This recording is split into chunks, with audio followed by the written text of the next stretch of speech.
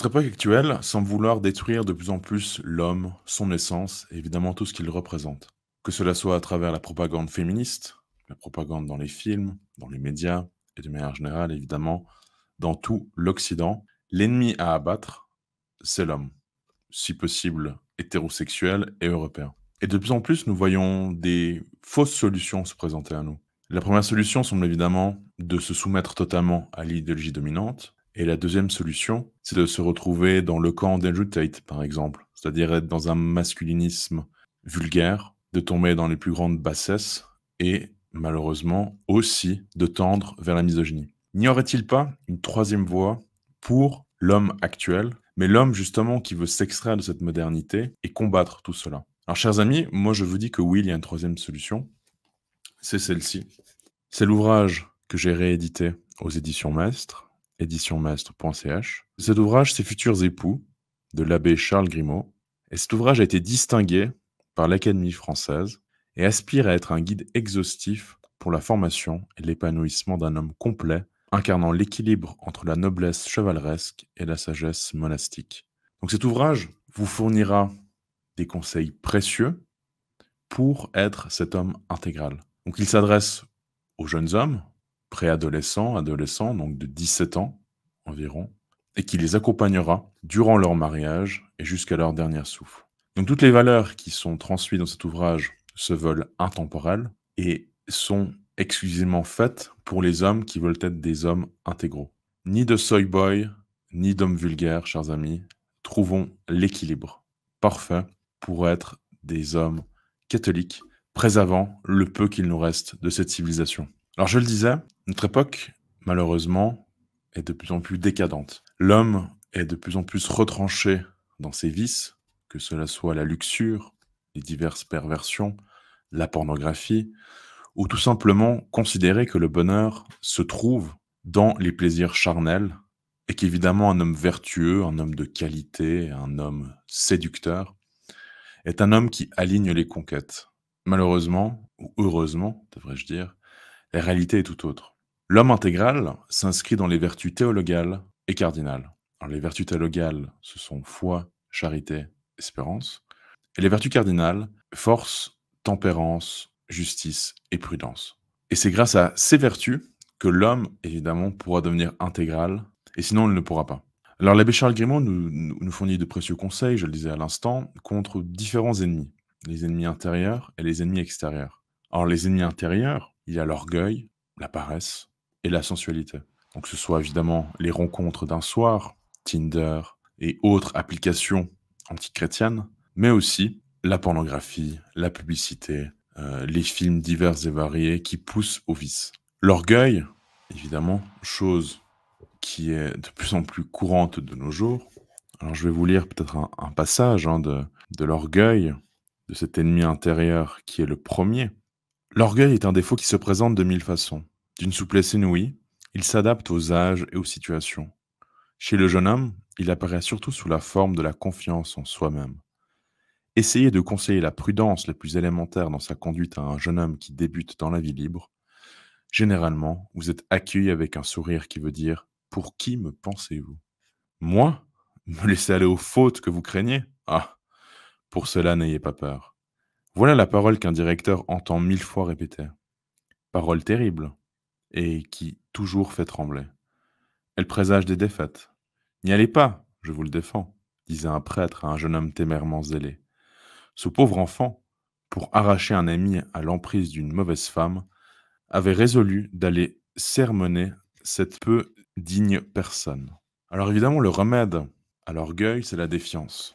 Alors la première précaution à prendre vis-à-vis du jeune homme qui a fait son entrée dans le monde est de le lui signaler, au fond de lui-même, la présence de son pire ennemi et de lui procurer ce sentiment d'élémentaire sagesse qui porte à fuir les occasions du danger. Ça pourrait paraître paradoxal puisque nous évoquions les vertus cardinales, et on pourrait se dire, non mais attendez, moi je suis un homme de force, de courage, et donc je vais affronter les choses plutôt que de les fuir.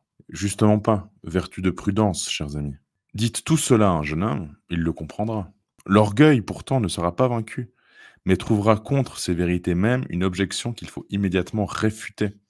Elle se présente sous cette formule qui paraît juste. Fuir est une lâcheté. La poltronnerie, avouons-le, est le plus honteux défaut qu'on puisse reprocher à un noble cœur, et voici que la morale deviendrait une école de couardise.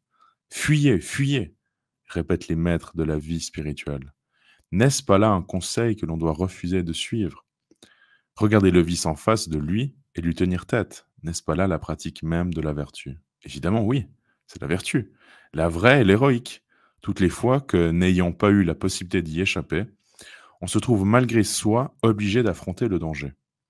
Donc c'est le cas du médecin qui doit tout soigner, du censeur qui doit tout lire, de l'homme devant lequel se dresse une embûche imprévue et non voulue.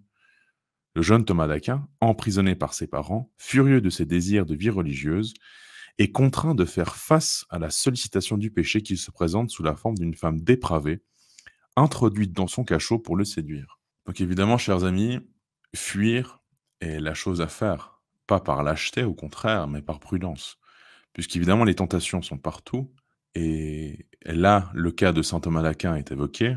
Je ne suis pas sûr, en tout cas je ne crois pas, qu'il y ait un saint Thomas d'Aquin qui soit encore vivant dans notre époque. Si c'était le cas, ce serait merveilleux. Il faudrait qu'il prenne contact avec moi pour une entrevue sur ma chaîne YouTube, mais je crains que non. Et donc, au vu de la période actuelle, faite de tentations, faite aussi d'une âme blessée, de notre esprit qui est déstructuré par la révolution, par les pensées révolutionnaires, nous rend beaucoup plus sensibles à la possibilité de pécher.